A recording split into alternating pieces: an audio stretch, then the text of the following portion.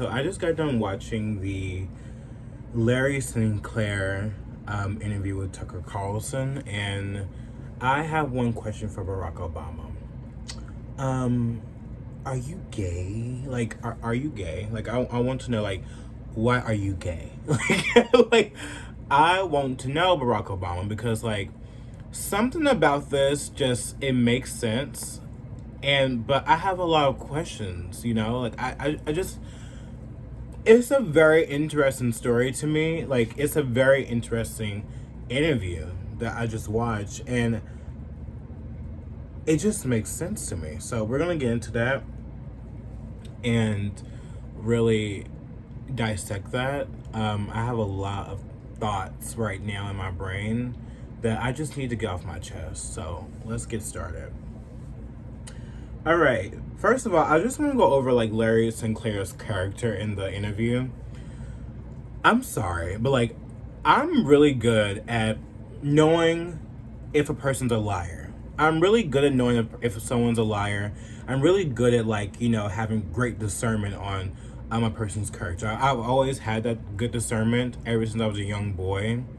And as I'm sitting here and watching like, Larry Sinclair and Tucker Carlson, the man does not seem like that he's lying. The man does not seem like that he is trying to do this to get fame or money or anything like that, because like it just doesn't give that.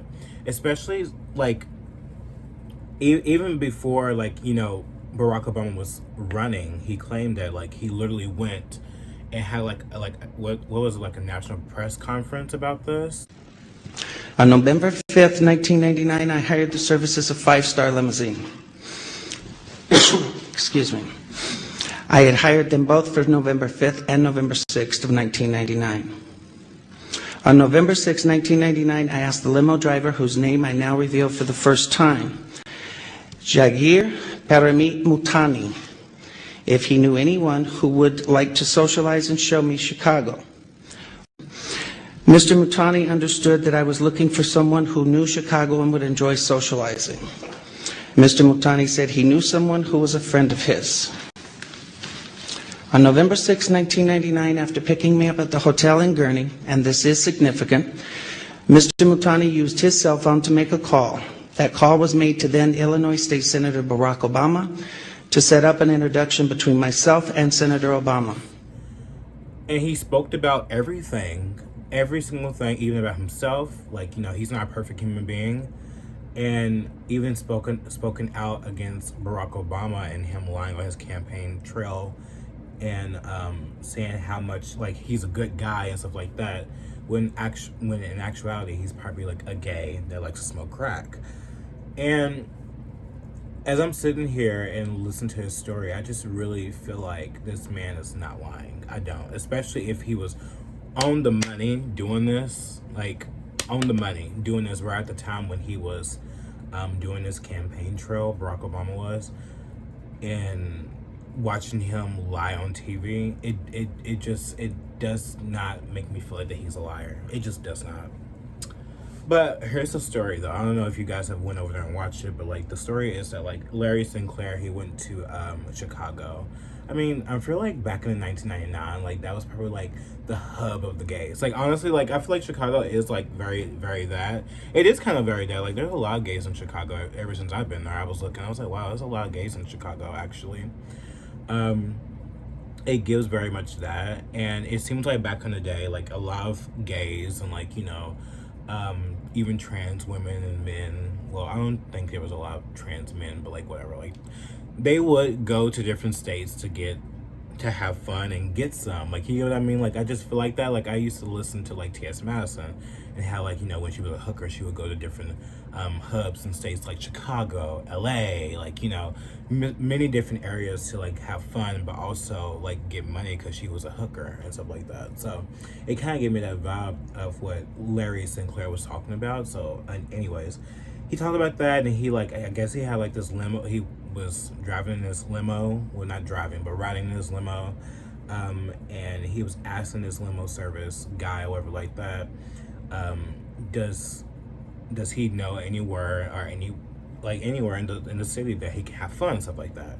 So it seems like that, as what Larry Sinclair was talking about, limo driver, he knew like places where he can have fun and stuff like that.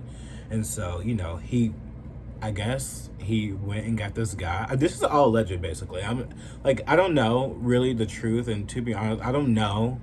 But in my heart, I feel like he's not lying. But also, it was Barack Obama. Like the fucking limo driver. It seemed like that he knew Barack Obama, and he knew that Barack Obama was looking for fun as well.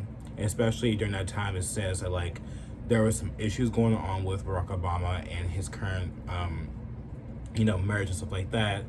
And Barack Obama was probably just out to have fun and probably like trick around, like what like other like regular men would do, basically, like fucking dumbass men would do.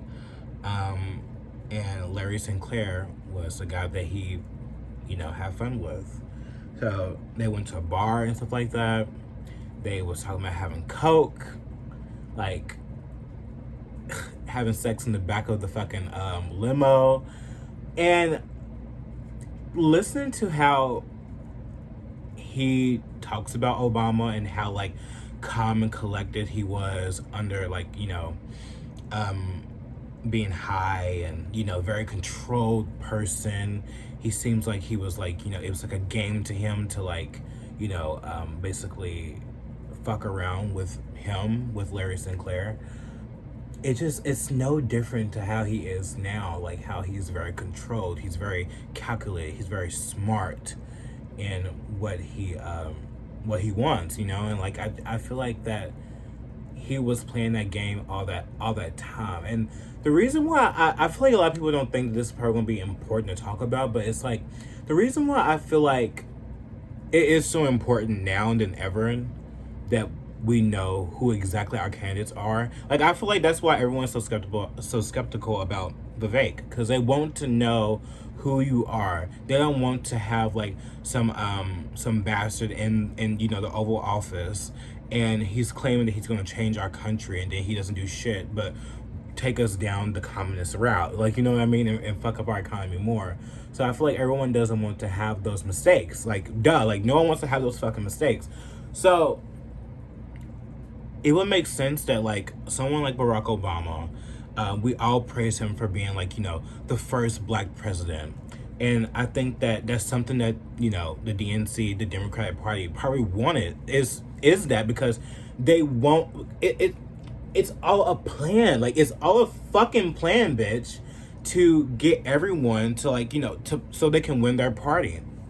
So they fucking got this random ass senator that came out of fucking nowhere. It was probably a gay man, a bisexual man who was struggling with his own sexuality. I mean, there's so much shit coming out right now, but like his fucking ex-girlfriend like literally had like this book, like this letter that like Barack Obama like fucking sent to her, talking about his fantasies with men and stuff like that. So it doesn't make it makes so much sense. And let's not all forget that like Malik Obama, Barack Obama's brother, literally called him a fag. Like, duh. Oh my god. But something that doesn't make sense to me though. I have this. Like when he was going into like that issue, like that when he was going into that part with talking about, Barack Obama and his friend Donald Young and stuff like that, and how he suspects that allegedly that Barack Obama murdered his friend, his like I guess his former friend that was like at his church or whatever like that. That he murdered him because he told Larry Sinclair about how they were having like they had a intimate relationship with each other for a lot of years then. And what I don't understand about that, this is where I get like iffy about it, and like I'm just gonna go all over the place. Like I don't have time to like go through the whole entire thing. You should fucking go read the story, but like listen to like my perspective, period. What I don't understand, okay, if Barack Obama had a hitman to go out and murder Donald Young, why wouldn't they go and murder Larry Sinclair if he already, came out and was trying to tell the world about what he did? You know, like why hasn't Larry Sinclair been murdered yet?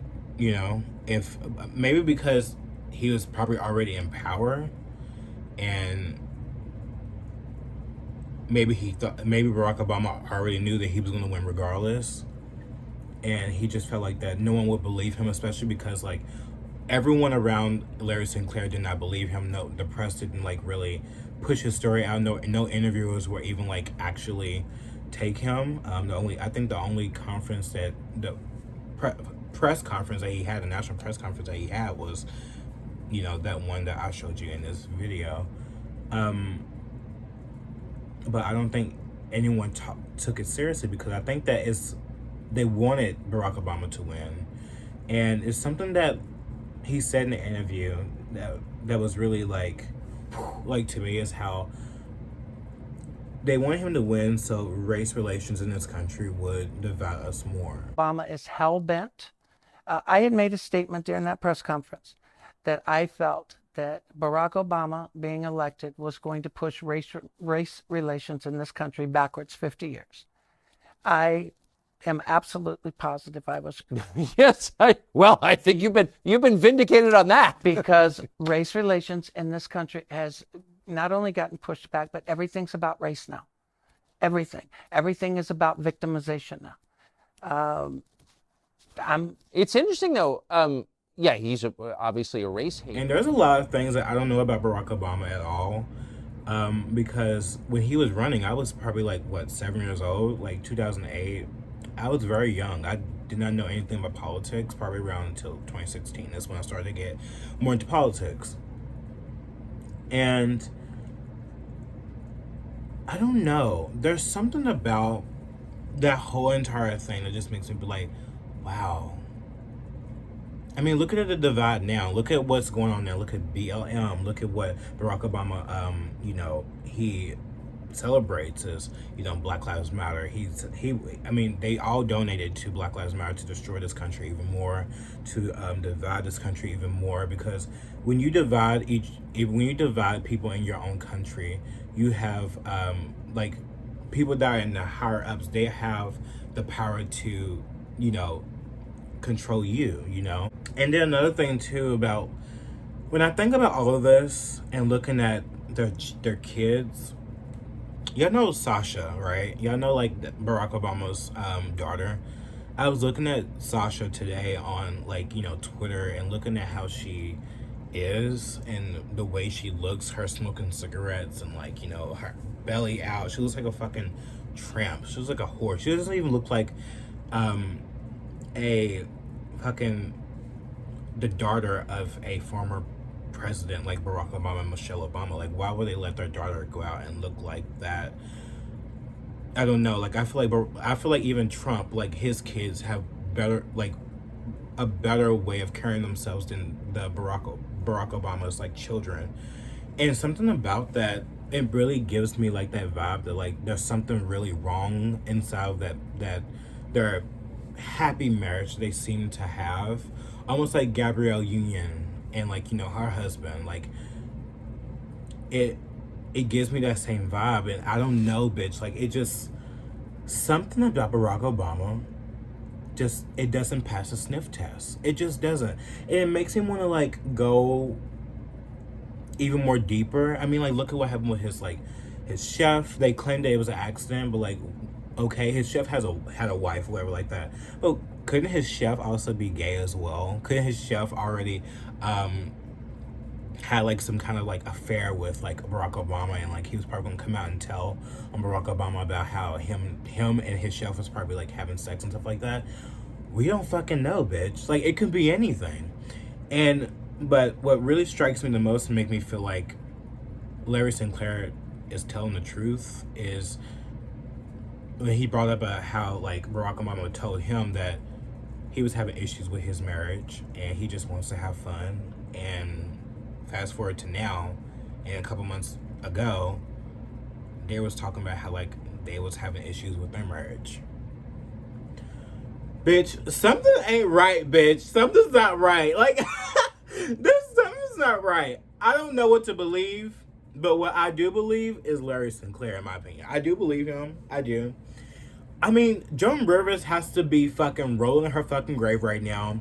She literally has to be laughing right now. Like, it's honestly, the jokes write them fucking selves, bitch. Joan Rivers was fucking right the whole entire time, bitch. Like, she really was. Like, first, the United States will see the first gay president or the first woman president? We already have it with Obama, so let's just calm down. Got it. You know Michelle is a I'm sorry, she's a what? a transgender. We all know. Oh my gosh. oh my God. We all thought it was a joke, but it's actually really true. Wow. Write in the comments down below, do y'all believe Larry Sinclair? Have you actually looked into this? Do you think that Barack Obama could be like a bisexual gay man that behind closed doors he's actually like an evil, power-hungry man? He gives me that vibe though, but when he said that like he was so controlled under being high on crack and stuff like that, it just makes sense. Like he seems like he would be power hungry and probably controlling Joe Biden even in his presidency too. I don't know, you guys. I don't fucking know. It could be. I don't fucking know. I think you guys should go watch the interview and think like have your own thoughts about that. But you know, I'm just here giving my thoughts because I just need to get that off my chest. It was crazy. I also have like another thing I want to talk about before I go. We need to talk about Kanye because I am so sick of everyone coming for Kanye West and Bianca Censori. Like, why can't y'all leave this man alone? You already like destroyed his livelihood. You already took away his business deals. You already basically like have Kim Kardashian literally like, you know, not even allowing his kids go being around him and anything like that really. You took everything away from him, his family, his everything. Like it just, what more do you guys want? So like he can't experiment with fashion. He can't go out and wear like, you know, a fucking basically a hijab out in public. And now everyone wants to like go crazy and be like, oh my God, he's a clone. Oh my God, he's a clone. He shaved his fucking brows and now everyone wants to think he's a clone. This man's fucking like what, damn near 40 years old.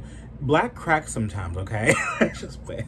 His black isn't cracking, but like he's overweight now. Like he's not as fit as he used to be. He's a different Kanye now. He's a grown man. He likes a scruff look now. That it just is what it is. Everyone wants to go into like the deep conspiracy that he's a clone. He's not a fucking clone, dude. If he was a fucking clone, he wouldn't be the same Kanye that we saw last year, fucking talking his shit and being who he was. Like what? It just doesn't make sense to me. Now he's a clone. Now he's a clone. They took him out of here. Like no, they did not. Okay, like. Kanye's not a clone. Kanye is just trying to live his life and get his shit back up in order so he can come back and actually fuck all of you bitches up. That's how I feel. And also have a hot ass wife on his side that actually has the same mindset as him, actually. She really does have the same mindset as him. And they're like they're dead ass like almost like twins, actually, if you go read up on her. But what I don't like is that like how the media right now is saying like, oh, it's indecent, it's this and this and that. It's like, okay, but you just posted a picture of Kim Kardashian in her gold bikini and stuff like that, which Bianca Censori has posted photos of herself also in gold bikinis, almost half nude. Basically all of her Instagram fucking career, basically. So what's the difference? Oh, it's because she's surrounded by Kanye. We have to go with this narrative that, oh, Kanye controls his wife. Oh, no, he don't control his wife. He fucking buries his fucking wife. Look at Kim Kardashian. She wouldn't be nobody if she would have never met Kanye. She would have never even went to fucking, what do you call that place? She wouldn't even have her first Vogue magazine cover. She would have never been invited to the Met Gala if it wasn't for Kanye. We all know this stuff. Kim Kardashian willingly was Kanye's like fashion puppeteer. And I'm not saying that in the way that he was controlling her, but like in the way to like to make her go further, you know? And it just he has a creative brain, and he wants to make everyone around him better.